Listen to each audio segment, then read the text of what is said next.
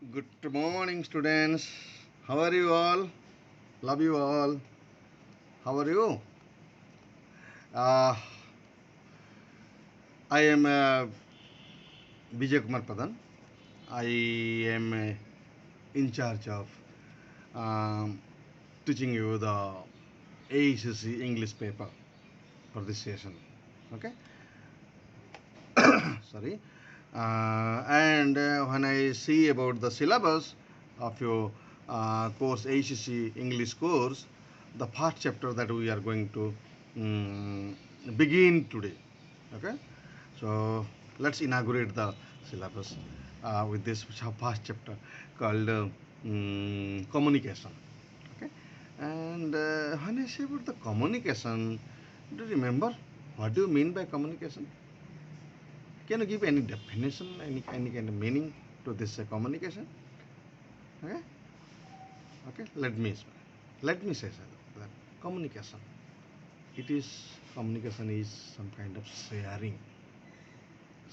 sharing of the words or the idea of from one person to another person, from one human being to another human being. Some kind of words are the ideas.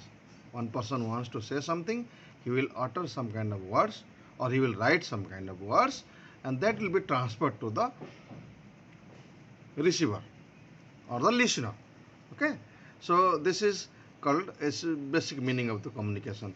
Let me tell you, when I talk about the communication, the word, the term communication is being derived from the Latin word. Most of the word, I mean, in present English, what happened? Very many words are being derived from the Latin. Okay, so it has come from the Latin word called communicare. Communicare. It means sharing. Okay, to sharing. Okay, so what is the history of communication? When does the communication started in the life of a human being? Yes, let me speak something. We don't know. I can say the communication starts when the human being is in the womb of the mother. Okay, womb of the mother. So, can I give the example? Yeah. Mm, when the mother is pregnant and when she is very happy, the child also conveys the message by give a kick at the stomach. Okay, so that I'm also very happy. Okay, so like this, whenever there is some kind of sensation, so in the happy sensation or third sensation, the baby also conveys some kind of message. You must have heard about that when the mother is, what do you say, is pregnant, people give her to read some kind of religious books, you know, religious book on Ramayana or Mahabharata or some kind of religious book, so that good sensation will reach to the baby too. Okay? So this way. So let us come to the issue of communication again. Okay? When does how does a communication is being flowed from one individual to another individual? Okay, how does the communication flow from one individual to another individual? Number one, it is a process. It is a proper technical process. When you see, when you communicate, it is very small things. When you understand the process, it becomes very easier. Let us see process. There is a sender. Take it about A. There is a sender. Okay, the sender wants to convey a message. Before he conveys a message, before he transfers a message to another person, you must be knowing that there must be a presence of at least two persons, two parties. When there is a communication, there must be a presence of two parties. Okay, sender and the receiver, maybe the writer and the reader, maybe the speaker and the listener, anything in maybe. Okay, so whenever a sender wants to convey some kind of message, what he does, he tries to understand the message. He tries to understand the emotion. He tries to understand the feeling of the message, and he encodes that. That is called understanding of the sender's message. Is called encoding. The sender encodes the message. he encodes the message and he transfers it. He conveys the message through a proper channel. What is a channel? Channel means the common language between the sender and the receiver. Take it about Hindi, take it about Sanskrit, take it about anything. Okay, so there must be a common medium or the platform through which the communication is being transferred. Okay, so the sender encodes the message, sends through a proper channel or the medium. What about the receiver? Receiver receives it. How does it receives it? He tries to decode the message what the sender has encoded.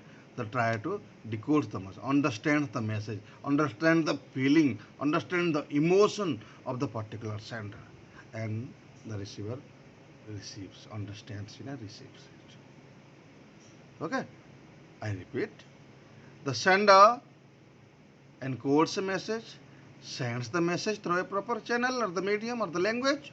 The receiver decodes it and receives it. Okay.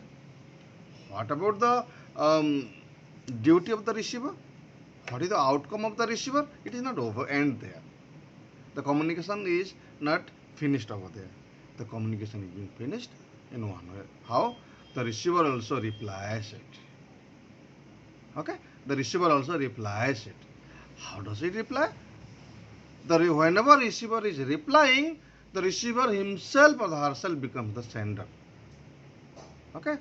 So, the receiver also replies it. Then encodes the message, sends through the common platform or the common medium, that is the language, and it has come to the sender. Now, who has turned out to be a receiver? Okay?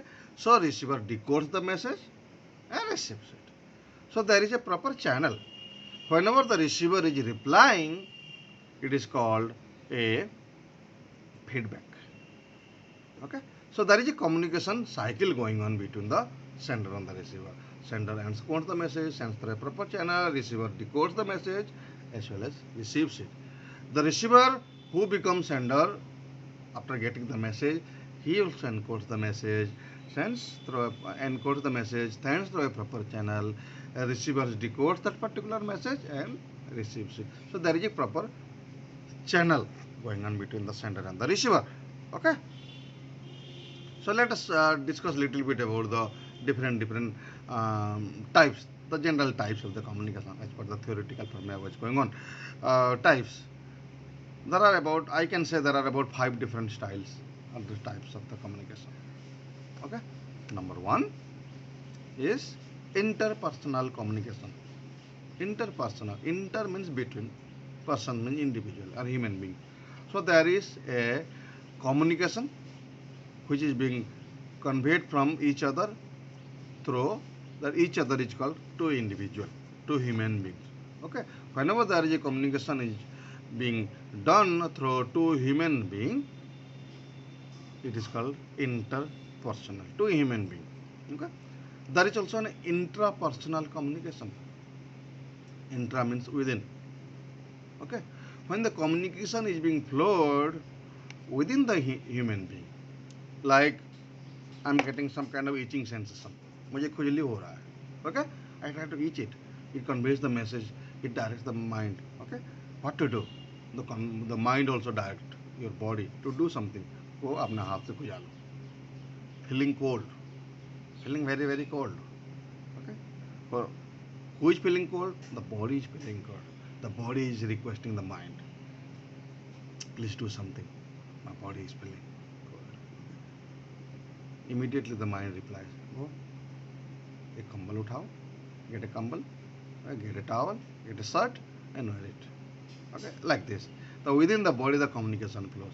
There is also another form, the third form, which is called extra-personal communication. Extra-personal communication. What is extra-personal?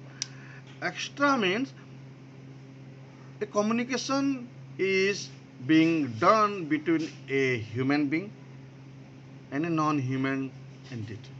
Non-human entity. Take it about a cat, take it about a dog, or take it about any living being like a tree, like a stone. We convey the message. Okay? we convey some kind of message. Like moment I reaches home, okay, my dog, the domestic dog that I am having at home, it comes, runs away to me, jumps over me, okay, out of love and out of care. Okay, it is a kind of respect that his boss has come. Okay, like this, the happiness, showing some kind of happiness. Okay, so this is an extra personal communication. There is also a mass communication. Communication with the mass, large, large number of people, thousands, lakhs, crores of people at a time. How can you communicate? Okay, there is one sender. As I said, there are two parties: a sender and the receiver. Who is the sender? The person who is sending the message. Who is the receiver? Crores of people, lakhs of people, and crores of people. How do you communicate? Communication will be done through some kind of electronic devices, through which it can transmit the message to a large gathering. Okay, transmit a message to the large gathering. Mass communication, maybe with the use of the newspaper, maybe with the use of television, radio. Okay, right now the WhatsApp is going on. Okay, there is a lot of communication that is being flowed. Then there is also organizational communication. There is also organizational communication. How a communication flows by the organization. There are two ways. When I talk about the office communication, official communication, we'll talk about that. Organizational communication means there are two ways the communication will be flow from the organization. One is internal operational communication. Internal operational communication. Okay. So between the within the organization, the organization conveys some kind of message to the subordinates, the employees. Okay, convey some kind of, there is a holiday tomorrow. All the participants, all the employees are requested to be at home. Convey the message. Within the internal operational, to operate properly, the communication will be done within the organization. There is also external operational. When the organization seeks the help of the external agencies other than the organization. Okay, for example, the telephone connection is not working properly in your organization. Swami Shraddhananda College or the organization is writing a letter to the telephone supplying agencies to report it. Okay, so this way we can communicate the different types of the communication. Sorry, there is also one more variety that everybody in day-to-day life will follow. That is called verbal communication and the non-verbal communication. Verbal communication, communication is being done either in the form of oral form or written form. Communication is being done orally or in a written format. Okay, so this is called a verbal communication. Okay? Writing a letter, writing a notice, writing memorandum, writing an application. So there are different types of the communication, verbal communication that we'll have to see in our future classes. There is also non-verbal communication. Non-verbal communication, it is not independent at all. Okay, it cannot go on its own all the time. Okay, so the communication that is being flowed along with the verbal communication as an agency attached with the verbal communication is called non-verbal communication. Okay, coughing, nodding the head, okay, feeling sad. So different sensation or the emotion that are being shown, that is being carried out with the verbal communication is called non-verbal communication. Okay, so within the language we have different types of the communication that we can see. Okay, so let us put an end to this today's class. So we'll study the next class tomorrow. Thank you very much.